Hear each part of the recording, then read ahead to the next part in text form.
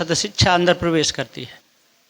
तो जोर से लगाएं, बोलिए श्री सद्गुरुदेव की, सद्गुरु श्री कबीर साहेब की।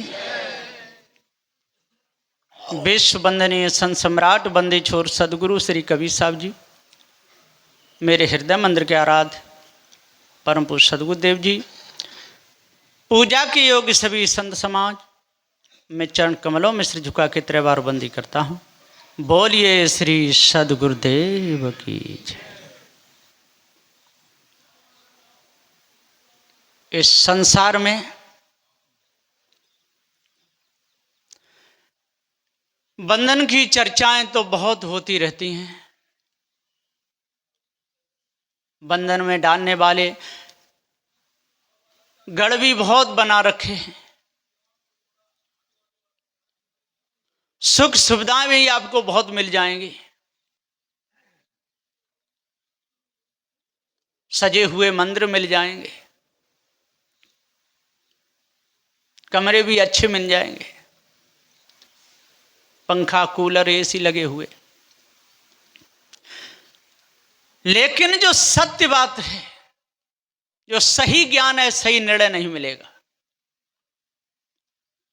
सही जगह से भटकाने वाले आपको मिलेंगे।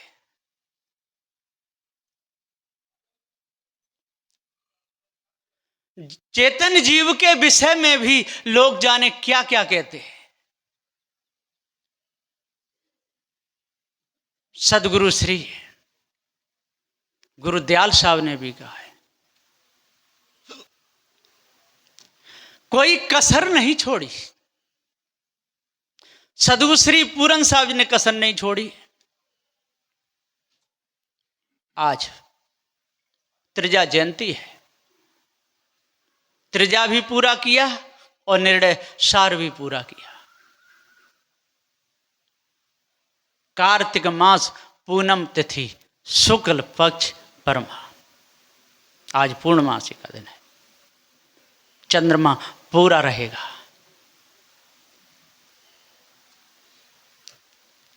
इसलिए आज अपना पूरा काम कर लो। 32 वर्ष की आयु में साहब जी पूरा काम कर गए, कोई कसर नहीं छोड़ी। फिर भी लोग ऐसे ऐसे क्या कहते हैं कि सदगुरु श्री कबीर साहब की उम्र कम थी, छोटे थे, इसलिए लिखने में कुछ चूक हो गई और सारी बातें तो बता गए, लेकिन जीव को आत्मा नहीं कह पाए। सदगुरु श्री गुरुदयाल साहब जी कहते हैं 273 नंबर की साखी में, कबीर परिचय में साफ साफ का है, कबीर आत्म राम की परी जगत में शोर, जो पूछो कैसो आत्मा तो देते दांत निपोर। क्या क्या नहीं लोग कह जाते। मिली जुली सरकार, 5 किलो मैदा, 1 किलो मावा मिलाकर के पेड़ा बनाते और क्या कहते हैं, प्योर खोवा, प्योर मावा की मिठाई है। क्या वो सत्य बोल रहे हैं? मिलावटी काम चल रहा है। तो ये सारे संसार में मिलावटी काम चल रहा है। एक पारक सिद्धांत ही ऐसा है कि इसमें मिलावटबाजी नहीं। यदि पारक सिद्धांत लोप हो जाता, वैसे हो नहीं सकता है, तो क्या होता? विचार करो। कोई कहते कबीर साहब से पहले भी पारकी संत होते चले आए समय समय पर। कोई प्रमाण होना चाहिए ना, कोई लेख होना चाहिए। कपिल मुनि को बताते हैं, जड़ चेतन का निर्णय बताया है, उसको तो विष्णु का अवतार ठहराया गया है। कपिल मुनि को विष्णु का अवतार बताया गया है। जब उनको विष्णु का अवतार बताया गया तो पारक सिद्धांत क्या? विष्णु को पारक सिद्धांत का ज्ञान था? ब्रह्मा को था, महादेव को था, सनक सनंदन सनातन संत कुमार को था, जैमिनी क्रांत गौतम शेष कपिल और व्यास को था। सब भटके हुए जो ऊंचे माने जाते हैं, श्रेष्ठ माने जाते हैं। सूर्यवायु अंगिरा अग्नि को था। लोहे के चिन्ह पर भक्ति करने वाले विश्वामित्र को था। क्या पूरा बोध होता, वासना मिट गई होती तो मेनका के पीछे लगता? बच्ची पैदा कर दी शकुंतला, दुष्यंत को ब्याही गई। बच्चा पैदा कर दिया भरत, नाम भारत देश पड़ गया। कैसे कैसे हुए, बड़बड़े हुए। तो यहां पर यह दरबार सच्चा है। यहां बोल भी सकते हैं लोग, बहुत जगह बोलिए सच्चे दरबार की जय बोलते। ये सच्चा दरबार है, झूठ का नहीं। दरबार लगा है झूठ का, उपदेश देते हैं झूठ का, देवी देवता झूठे, और जयकारा लगे रहे बोलिए सच्चे दरबार की। कैसे लोग हैं? क्या जिंदा शेर के मुख में और कबूतरी अंडा रख सकती है? हमने देखे। उसको जिंदा बताते हैं, जिंदा है, इसमें प्राण प्रतिष्ठा की गई है, देवी बैठी हुई है। वृंदावन में छठी करा, लोग गए होंगे, देखा होगा। पहले पड़ता है प्रेम मंदिर, उसके बाद में आगे चल के देवी का बहुत बड़ा मंदिर बनाया है। वहां पर एक कबीरपंथी भक्त नौकरी करते थे, पुजारी थे। वो देवी के मंदिर गए, पूजा नहीं करते थे, पुजवाते थे, पैसे रखते थे। मैं भी था, एक संत जी और जहां प्रिय रंजन साहब, हम दो जने गए। इन्होंने कहा साहब जी देखो देखो। मैंने क्या? कि शेर के मुख में से और कबूतरी उड़ के गई है। मैंने अंडे रखे होंगे कि शेर के मुख में, कि और क्या है? मुझे मनुष्य ऐसे उल्लू हैं कि उसको जिंदा मार रहे हैं। कबूतरी को पता है कि ये मुर्दा है। क्या जिंदा शेर के मुख में कबूतरी अंडा रखेगी? कहीं किसी की भी आप मूर्ति बना दीजिए, उस पर पक्षी बैठ जाते हैं, बंदर भी चढ़ते हैं। अभी हम पूना गए थे सेणगे साहब के यहाँ, वो घुमाने करके ले गए थे कि चलो आपको घुमा के लाते हैं। तो एक मंदिर पे गए, मूर्तियां बहुत बड़ी बड़ी, उस पे उनके ऊपर और बहुत से पक्षी बैठे और लोग पूजा भी कर रहे। या उनमें प्राण पड़ गए होते तो क्या पक्षी बैठेंगे ऊपर? क्या वो भोजन नहीं पाएंगे? क्या वो पानी नहीं पिएंगे? क्या पेशाब नहीं करेंगे? रावण तो 7 समुद्र का पानी पी गया था, ऐसी ऐसी कल्पना लिखी है। जब महादेव को ले जा रहा था खुश करके लंका के लिए, देवताओं में हलचल मच गई।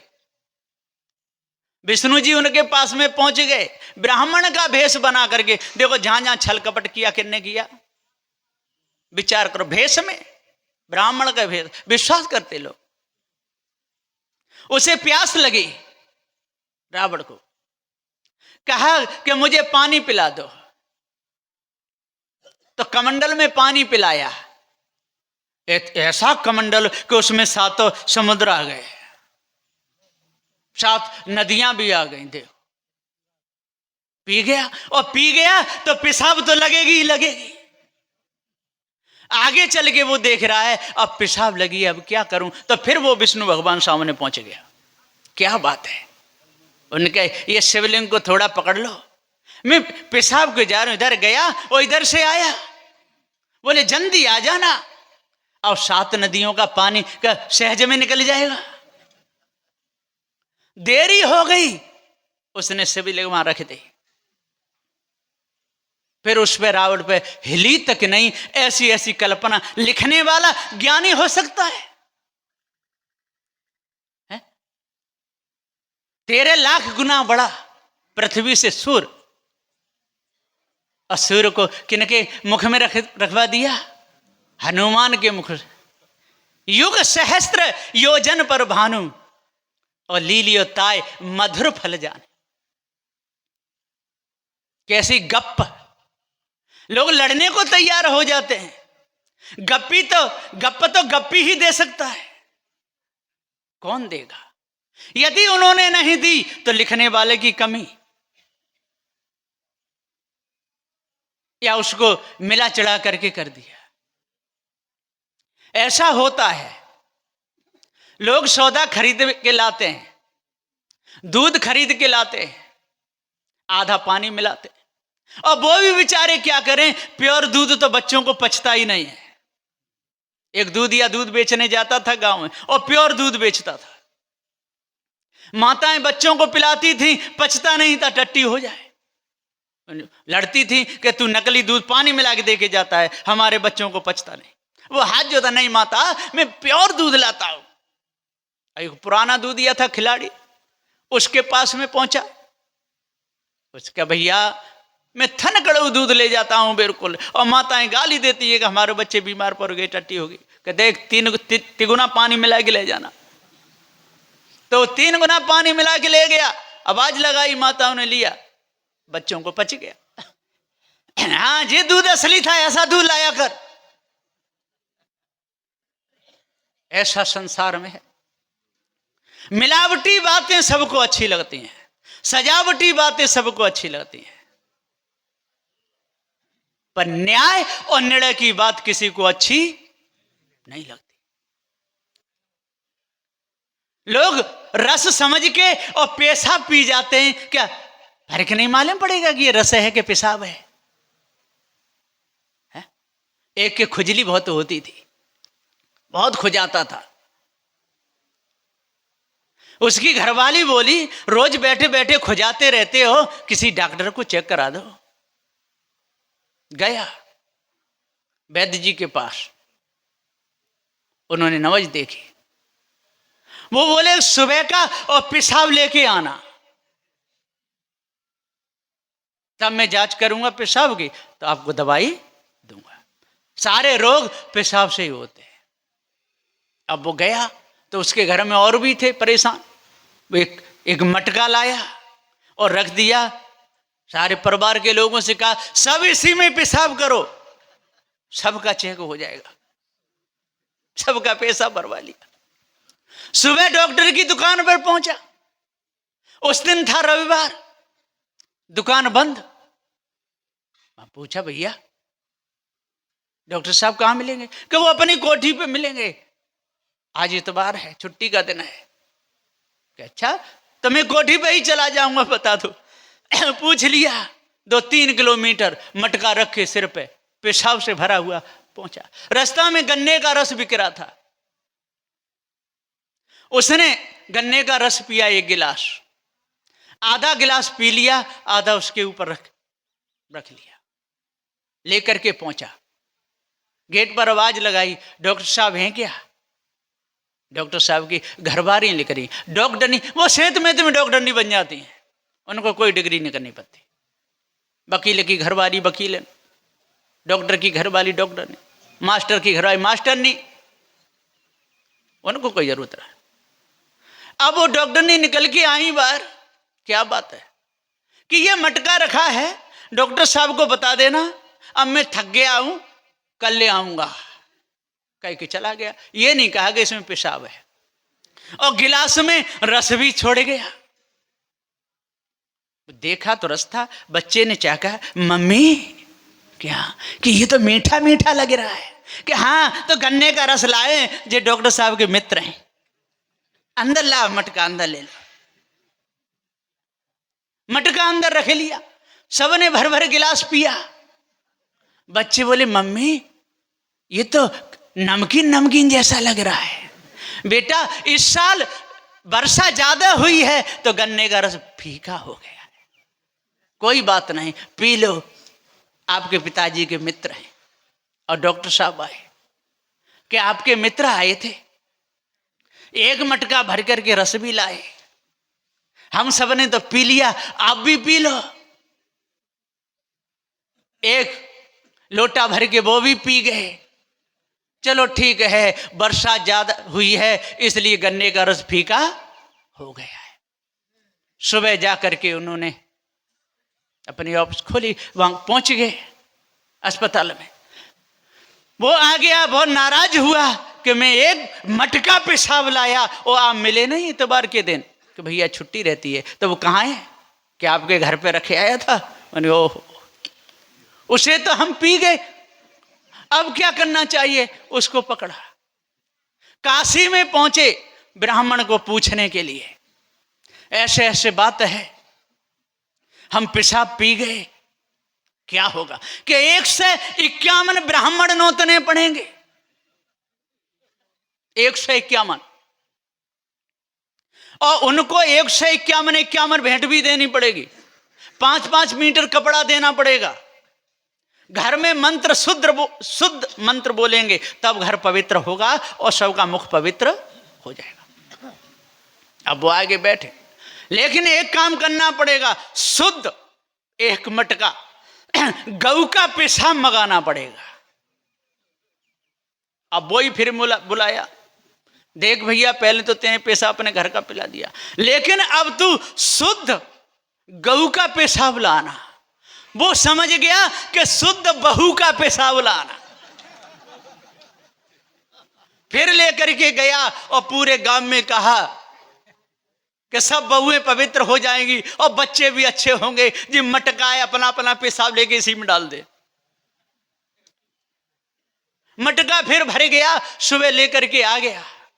उन्होंने 3 बार छान लिया, पेशाब कोई छनेगा? ब्राह्मणों ने पूरे घर में छिड़का किया, मोहल्ला में भी कर दिया, और सब ने 3-3 4-4 चम्मच मुख में डाल लिया।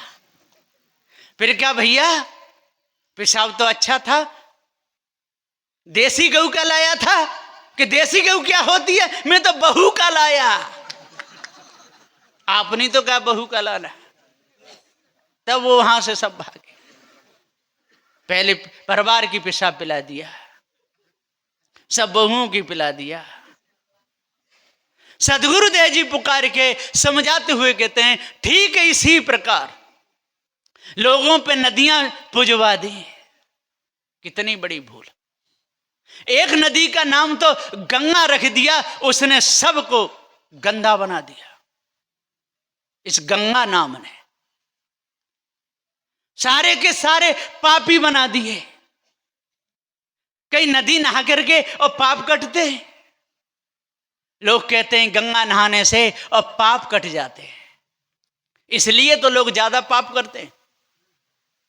गंगा नहाने से पाप कटते हैं, इसलिए लोग ज्यादा पाप करते हैं। पूरी साल पाप करो, एक डुबकी लगाओ, पाप कट जाएंगे।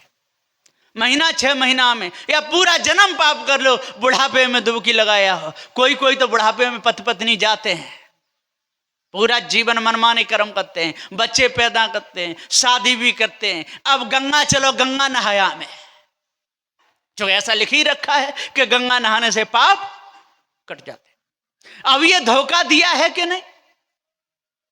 लिखने वाले ने धोखा दिया, समझने वाले की समझ ने काम नहीं किया। कितना बड़ा अनर्थ हो गया। परिवार की पेशाब पी गए, बहू की पेशाब पी गए, और गऊ की भी पी जाए तो क्या वो अमृत है? पी रहे। इसलिए सारे संसार में शोर मचा हुआ है। कबीर आत्मा राम, परा जगत में शोर। जो पूछो कैसा आत्मा, तो देते दांत निपोर। दांत निपोते हैं। आत्मा है, शुद्ध है, पवित्र है। आत्मा भक्ति करो तो शांति मिलेगी। अरे बंधन छूटे तो जीव तो शांति है। आत्मा को व्यापक कहा है, जीव को एक देशी कहा है। दोनों की व्याख्या अलग अलग है, कोई धोखा नहीं है। जब धोखा है क्या?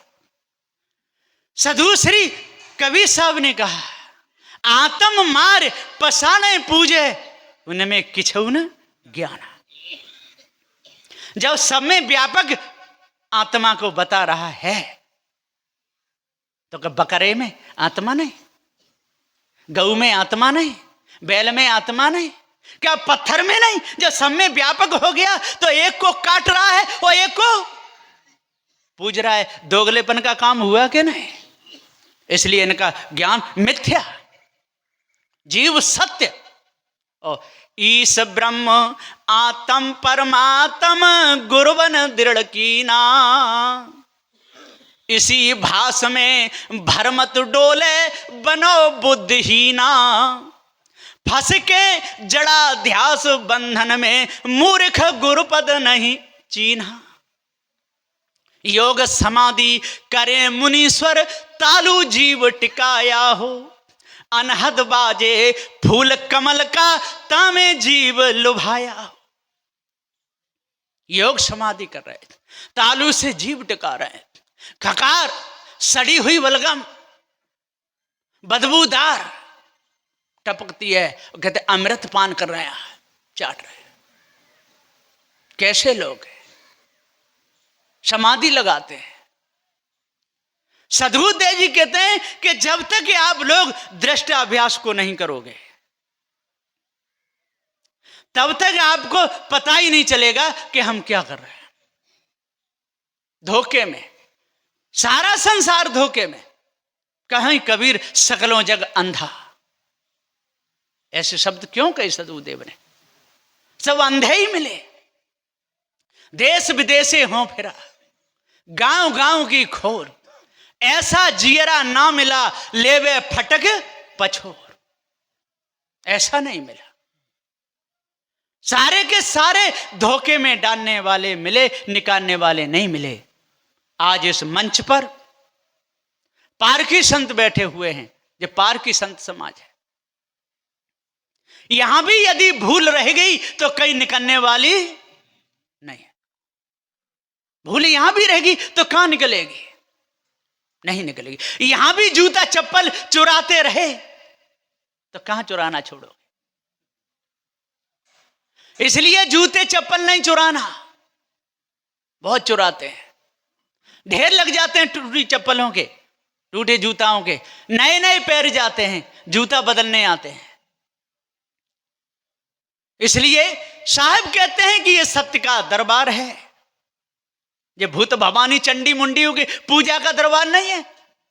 जो दिव्य दरबार लोग लगा रहे हैं, झूठे जयकार लगा रहे हैं, उनका दरबार नहीं है। ये तो सच्चा दरबार है। बोलिए सच्चे दरबार की जय, बोलिए सनातन धर्म की जय। सनातन ये चेतन जीव है, धर्म इसका ज्ञान है। इसलिए अपने आप को जानो, ये पारक सिद्धांत है। यदि इस भेद को जानोगे तो बीमारी कटेगी, नहीं तो सनातन धर्म के नाम पर पत्थरी पत्थरा पूजते रहोगे। बोलिए श्री सद्गुरुदेव की जय। बहुत बढ़िया। अब इसके बाद एक साथ बैठे संत श्री बहुत प्रिय साहब, आपसे भी निवेदन है कि आप भी